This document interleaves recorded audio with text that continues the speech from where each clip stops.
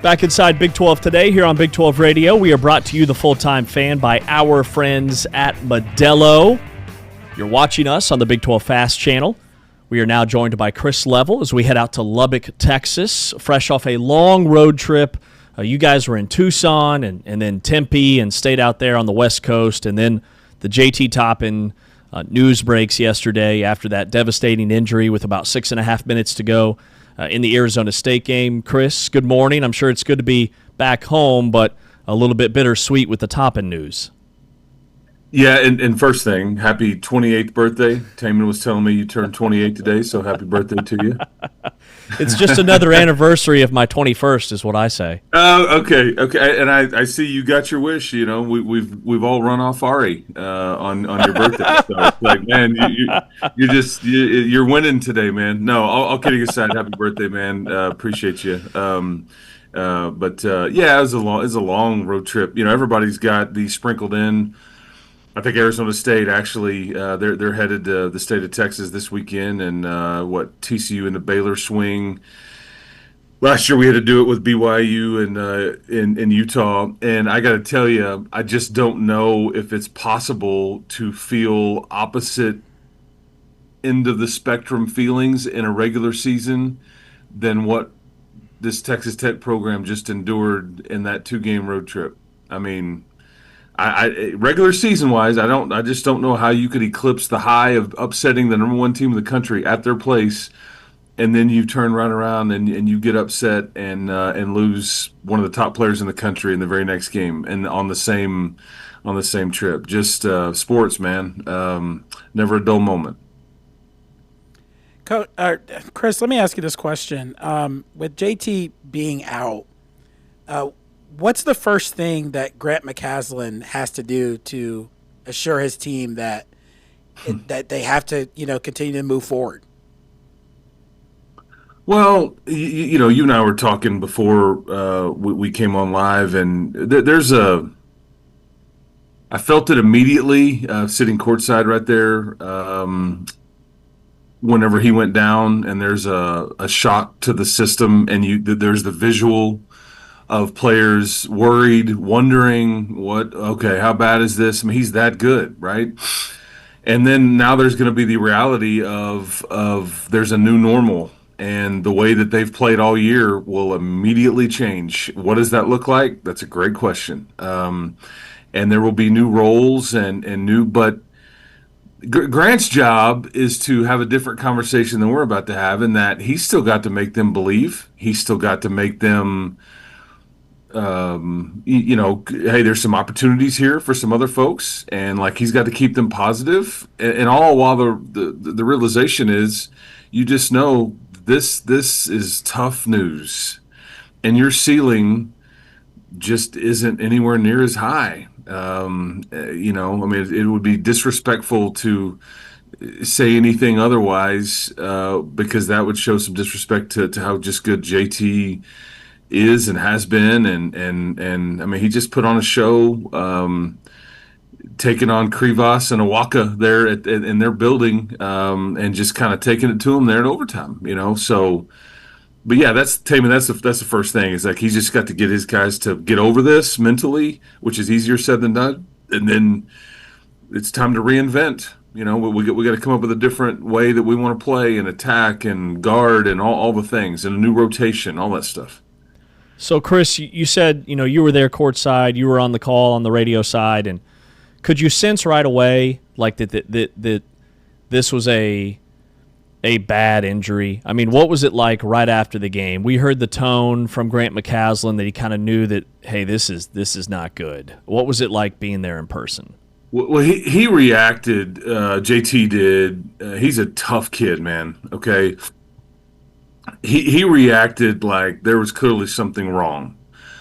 The problem is that there wasn't a great visual on the replay of exactly what had happened. It wasn't a non-contact deal like you usually see with an ACL, and you're like, okay, I kind of know what that is. There was almost like he kind of banged knees when he tried to lift off of the floor with Masamba Diop of Arizona State, and so, but you just knew something wasn't right. But you kind of feared the worst. But it just like the video evidence, I guess I should say, was kind of bizarre. But his reaction, because the rule is if a trainer comes out on the floor, you got to come out of the game. So you're kind of everybody's trained. Hey, are they being dramatic? Whatever. Let's give them a chance because as soon as you got to be subbed out. And he immediately said, "Hey, Mike Neal, who's the awesome trainer for Texas Tech men's basketball, needs some help." And that's when you just kind of realized, and they obviously took him backcourt. But it's just, you know who loses here when Richie Saunders and JT Toppin and guys like that get hurt. We all lose. The league loses because these are special players. These are guys that make the league what it is, and it's just the sports fan loses. I just hate it. And yeah, maybe people are looking at Texas Tech now and circling them, going, "Okay, we can get them now," and I get that. You're going to be a bit vulnerable, but it's just yeah. I don't know. I just hate it because I love watching Richie Saunders play. He's an awesome player, plays hard, offensive rebounder, connector, and then JT is just such a massive presence for what Texas Tech had been in the last 2 years, obviously. Chris, you talk about that presence that JT had with it now being gone. How do Christian Anderson and Donovan Atwell and LaJuan Watts, how do they adapt their game, and what can we expect from them now that JT won't be on the court? Yeah, I've had people ask me, well, you're just gonna have to shoot a lot more threes and be more perimeter oriented. But see that so much of how you had done that up to this point is JT Toppin. Mm-hmm. He's the one that's opening up a lot of those. The one thing that Texas Tech has basically, I guess, two or three players that they need more. They just don't have that many guys. Christian can, Jalen Petty can, LaJuan Watts can, but they don't have many guys that can break you down off the dribble and get into the paint and spray it. But I'm curious to see how you change up what this is going to look like. This is going to create. You need more from everybody. I mean, you're going to have to make up 21 and 10 every game, every single night. But there's certain times when those come that's what made JT special. Give it to me. I will produce. I'll stop this run. I'll extend a run. When he's ripping the ball out of hands, of like Tobe Awaka, he desperately wants to win because Tobe Awaka is like a massive individual that is as tough as they come. But Josiah Mosley is going to, I think, be cast into the limelight here a bit. Obviously, Luke Bamboye is going to get more minutes, and I'm just genuinely curious, like what this looks like, because you can envision as we're just sitting here, just kind of tossing on hypotheticals, you could kind of keep this thing rolling a bit. Your schedule is not super tough on paper. You've got 3 home games left, 2 road games.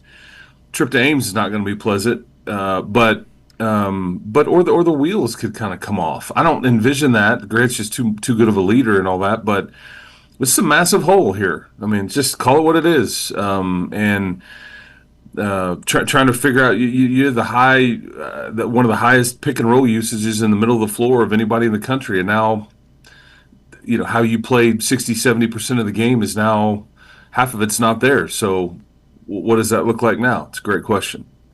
Chris Level, Texas Tech Radio Network, host of Locked On Red Raiders, joins us here on Big 12 Today on Big 12 Radio. JT Toppin out for the year with a torn ACL. Texas Tech coming off a loss against Arizona State, but Texas Tech also has wins over the top 2 teams in the Big 12. They beat Houston, they beat Arizona. So those 2 teams play each other this weekend. Chris, you would know better than anybody what those teams look like up close and personal. Who do you think is the better team, Arizona or Houston right now? Well, if Koa Pete doesn't play, that's a Houston win, especially at the Fertitta Center. I just think Houston's a bit deeper.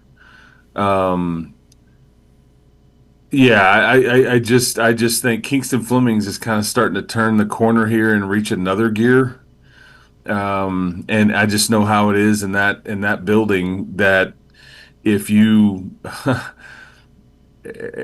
as physical as Arizona is, I just think Houston is kind of the standard there. So, and again, this is Houston's league, man, until somebody says otherwise. So I think the Cougs are a bit better from what I've seen, but that Arizona is really good too. Arizona's lack of ability to now they did it a bunch last night, but up until that point, their lack of perimeter shooting and being able, if they ever get behind or need to take those shots, they just haven't been able to do that much this year. But Delorso was certainly hot last night. Chris, I want to circle back real quick to JT Toppin. Obviously, an ACL injury is a 10 to 12 month recovery.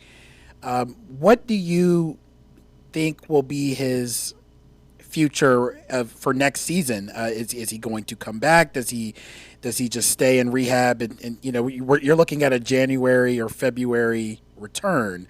What does the future look like right now for JT? I know it's early on in this process, but how would you evaluate that?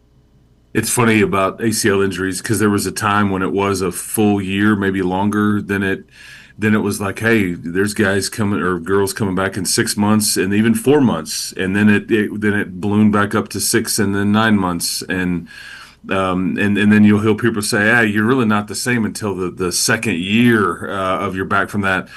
I think this is Will Hammond is going to be back. He had this happen to him in October. He's going to be back this September. Wow. Yeah, and I think he'll be cleared and good to go. This is much closer to like a 7 to 8 month thing than it is a year in most cases. Everybody is different. Sports are different. But I think what happens here is that this is likely locks JT into coming back to school another year. Probably here. I don't know. I would have told you prior to the injury. I think there was a very, very strong possibility that JT Toppin was going to play here again next year. There's a Drew Timme, Oscar Shibwe kind of component there where he's just a really good college player. Maybe it doesn't translate, but I just think he likes it here.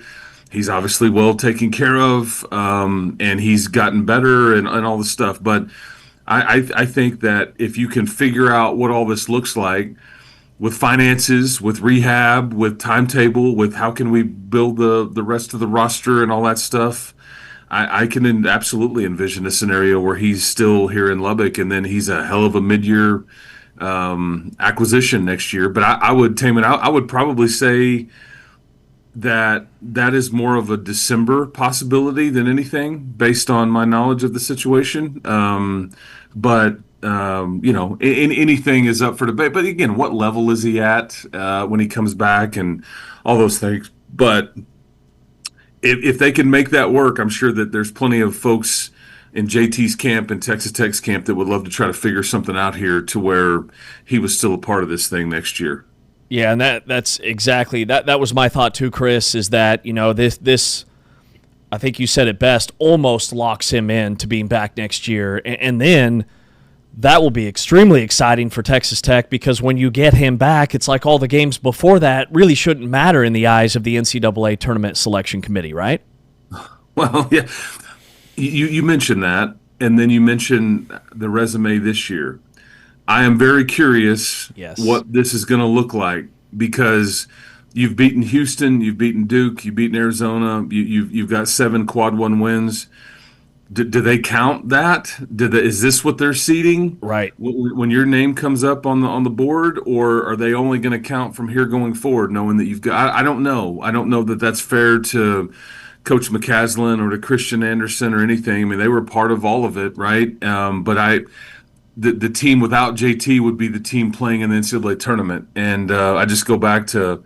What was it? Who did Cincinnati lose that year? Kenyon Martin. Kenyon Martin, like right out, and he was like the top player in the country, and they were like a 1 seed, and it was just like, I think it was a Bob Huggins coach team back with Cincinnati. Yeah. So this is, you've got more time, but this is the equivalence of the importance of the player. So I don't know. But it just the whole thing. There's no winners here in any of this. No, totally agree. Well said. Yeah. Chris Level, Texas Tech Radio Network and host of Locked On Red Raiders. Chris, always enjoy your time. Thank you so much, and we'll talk again soon. Happy birthday, man. Seriously, appreciate you guys. You guys keep hope alive and enjoy the rest of the week and the weekend. All right. Thanks, Chris. Appreciate Chris. it. All right. Chris Level, always the best. Texas Tech Radio Network, always so willing to hop on with us on short notice, and we are very grateful for that. So coming up next, we will dive into, number one, the stat that defines the historic season in the Big 12. The Big 12 is having a year that no league has had in almost 3 decades. And then Clint Stewart, former Kansas State guard, played at K-State under a bunch of different coaches, including Jim Woolridge and then Bob Huggins. Played from 2004 to 2008, still very involved with the K-State program. He was also the high school coach of K-State's arguably their best player, or at least second best player, David Castillo. Clint Stewart's going to join us to break down the whole Tang situation here in about 20 minutes. We'll take a break. This is Big 12 Today on Big 12 Radio. We are brought to you by Modelo, exclusively on TuneIn.